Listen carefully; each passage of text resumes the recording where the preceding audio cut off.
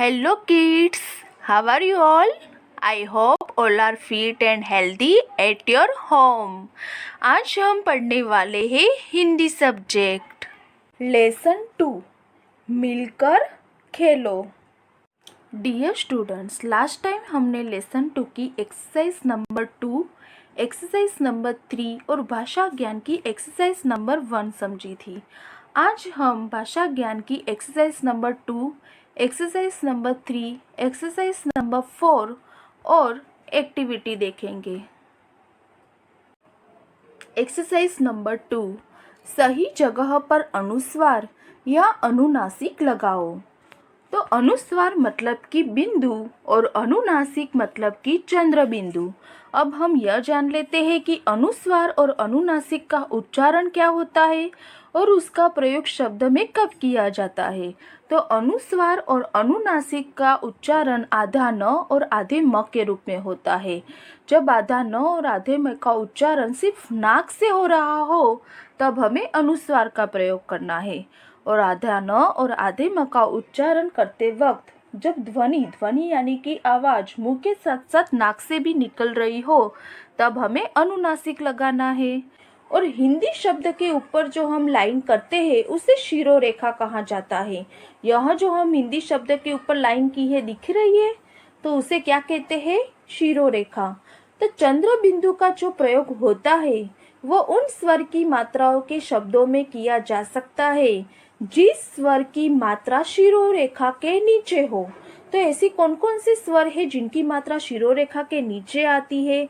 तो हिंदी स्वर में अ, आ, उ, ये 4 ऐसे स्वर है जिनकी मात्रा शिरोरेखा के नीचे आती है, और बाकी के जो स्वर है उनकी मात्रा शिरोरेखा के ऊपर होती है।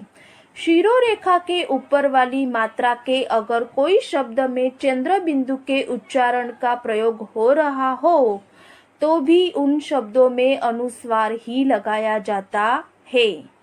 अंडरस्टैंड? अब हम एक्सरसाइज देखते हैं।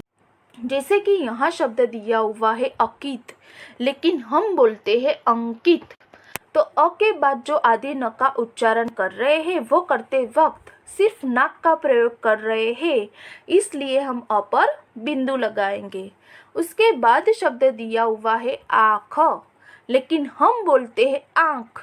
तो आ के बाद जो हम आधे न का उच्चारण कर रहे हैं वो करते वक्त ध्वनि मुंह के साथ साथ नाक से भी निकल रही है, इसलिए हम आ पर चंद्र बिंदु लगाएंगे। उसके बाद शब्द दिया हुआ है सांप, लेकिन हम बोलते हैं सांप। तो सा के बाद जो आधे न का उच्चारण कर रहे हैं वो करते वक्त ध्वनि मुंह के साथ साथ नाक से भी निकल रही है, इसलिए हम सा पर चंद्र बिंदु लगाएंगे। उसके बाद शब्द दिया हुआ है कंप्यूटर, लेकिन हम बोलते हैं कंप्यूटर। तो क के बाद जो आधे म का उच्चारण कर रहे हैं वो करते वक्त नाक का प्रयोग कर रहे हैं, इसलिए हम क पर बिंदु लगाएंगे। उसके बाद शब्द दिया हुआ है बाध, लेकिन हम बोलते हैं बांध।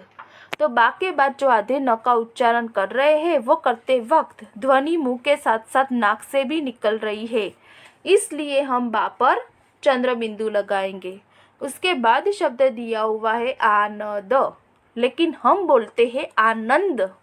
तो न के बाद जो आधे न का उच्चारण करते हैं वो करते वक्त सिर्फ नाक का प्रयोग करते हैं, इसलिए हम न पर बिंदु लगाएंगे। उसके बाद शब्द दिया हुआ है यहाँ, लेकिन हम बोलते हैं यहाँ।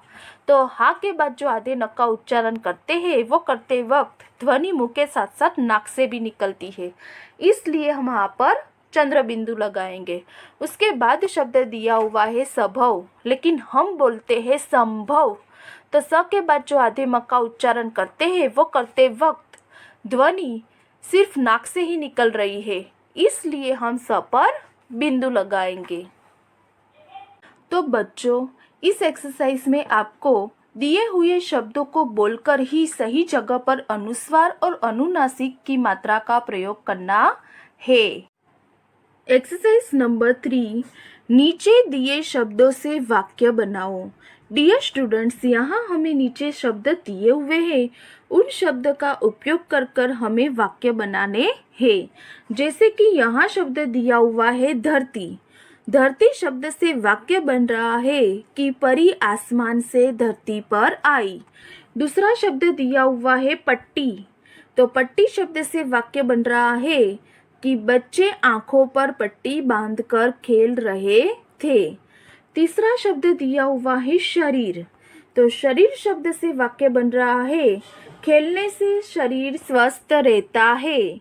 उसके बाद शब्द दिया हुआ है उपहार। तो उपहार शब्द से वाक्य बन रहा है परी ने सभी बच्चों को उपहार दिए। बच्चों, दिए हुए शब्द से आप दूसरे और भी वाक्य बनाकर लिख सकते हो, लेकिन आपको इस बात का ध्यान रखना है कि जिस शब्द से जो वाक्य बनाकर लिख रहे हो उस वाक्य में वो शब्द आना जरूरी है। एक्सरसाइज नंबर 4, सही शब्द से जोड़े पूरे करो। तो बच्चों, यहाँ हमें एक एक शब्द दिए हुए हैं और उनकी जोड़ी इस ब्रैकेट में दी हुई है। तो हमें इस शब्द के सामने ब्रैकेट में से उनकी जोड़ी ढूंढकर यहाँ लिखनी है। जैसे कि यहाँ एक जोड़ी दी हुई है, सांप सीढ़ी, होती है ना, सांप सीढ़ी। उस तरह से यहाँ हमें शब्द दिया हुआ है पकड़म। तो यहाँ उनकी जोड़ी क्या बनेगी, कौन से शब्द से बनेगी? पकड़ाई। Very good. तो पकड़ाई शब्द आपको यहाँ लिखना है।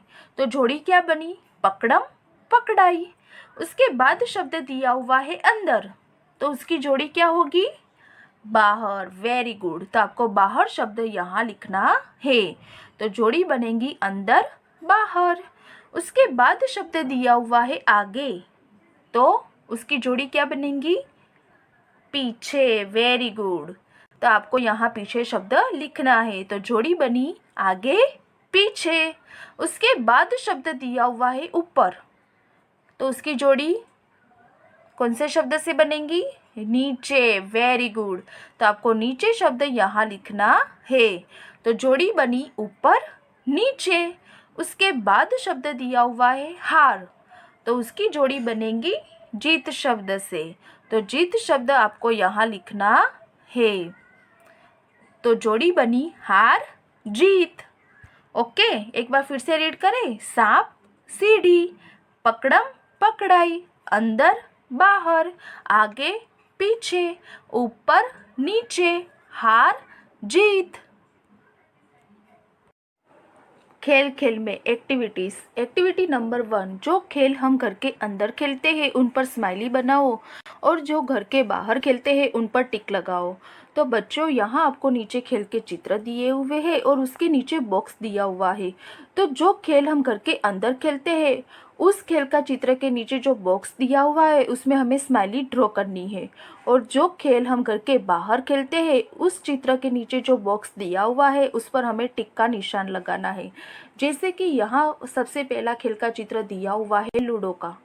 तो वो हम घर के अंदर खेलते हैं, इसलिए नीचे जो बॉक्स दिया हुआ है उसमें आपको स्माइली ड्रॉ करनी है। उसके बाद खेल का चित्र दिया हुआ है फुटबॉल का। तो फुटबॉल हम घर के बाहर खेलते हैं, इसलिए उसके नीचे जो बॉक्स दिया हुआ है उसमें आपको टिक का निशान करना है। उसके बाद खेल का चित्र दिया हुआ है चेस का। तो चेस हम घर के अंदर खेलते हैं, इसलिए उसके नीचे जो बॉक्स दिया हुआ है उसमें आपको स्माइली ड्रॉ करनी है। उसके बाद खेल का चित्र दिया हुआ है हॉकी का। तो हॉकी हम घर के बाहर खेलते हैं, इसलिए नीचे जो बॉक्स दिया हुआ है उस पर आपको टिक का निशान करना है। उसके बाद खेल का चित्र दिया हुआ है बॉल बैट यानी कि क्रिकेट का। तो क्रिकेट हम घर के बाहर खेलते हैं, इसलिए नीचे जो बॉक्स दिया हुआ है उसमें आपको टिक का निशान करना है।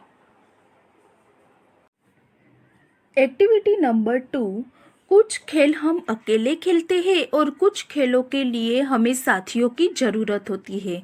नीचे दिए चित्रों को देखकर उस खेल में खेले जाने वाले खिलाड़ियों की संख्या पर टिक का निशान लगाओ। तो यहाँ हमें खेल के चित्र दिए हुए हैं और खेल के चित्र के आसपास हमें खिलाड़ियों की संख्या दी हुई है। उसमें से सही खिलाड़ी कितने खेलते हैं उस खेल में, उस संख्या पर आपको टिक करना है। जैसे कि यहाँ सबसे पहला चित्र दिया हुआ है बॉल बैट का, यानी कि क्रिकेट का खेल। तो क्रिकेट के खेल में कितने खिलाड़ी खेलते हैं, यहाँ हमें संख्या दी हुई है 11, 5, 2 या 3। कितने खिलाड़ी खेलते हैं क्रिकेट के खेल में? 11। Very good. तो यहाँ आपको 11 पर टिक करना है। उसके बाद खेल का चित्र दिया हुआ है बैडमिंटन का। तो बैडमिंटन में कितने खिलाड़ी खेलते हैं, यहाँ संख्या दी हुई है, जैसे कि 10, 4, 2 या 5। तो कितने खिलाड़ी खेल सकते हैं बैडमिंटन के खेल में? 2। Very good. तो आपको यहाँ 2 संख्या पर टिक का निशान करना है। उसके बाद खेल का चित्र दिया हुआ है वीडियो गेम का। तो वीडियो गेम में कितने खिलाड़ी खेल सकते हैं, यहाँ संख्या दी हुई है 2, 8, 10 या 1। तो कितने खिलाड़ी खेल सकते हैं वीडियो गेम के खेल में? 2। Very good. तो यहाँ आपको 2 पर टिक करना है। उसके बाद इस खेल का चित्र दिया हुआ है सांप सीढ़ी का। तो यहाँ संख्या दी हुई है खिलाड़ियों की 1, 4, 6, 7। तो कितने खिलाड़ी खेल सकते हैं सांप सीढ़ी के खेल में? 4। तो आपको यहाँ 4 संख्या पर टिक का निशान करना है। तो बच्चों, अभी मैंने जो आपको एक्सरसाइज और एक्टिविटी समझाई वो आपको टेक्स्ट बुक में पेज नंबर 12 और पेज नंबर 13 पर करनी है। मैंने आपको इसकी PDF फाइल भेजी है, आप उसमें से देखकर अच्छी हैंडराइटिंग में अपना टेक्स्ट बुक का वर्क कंप्लीट कर देना। तो यहाँ हमारा lesson 2 complete. Bye bye students, stay home, stay safe.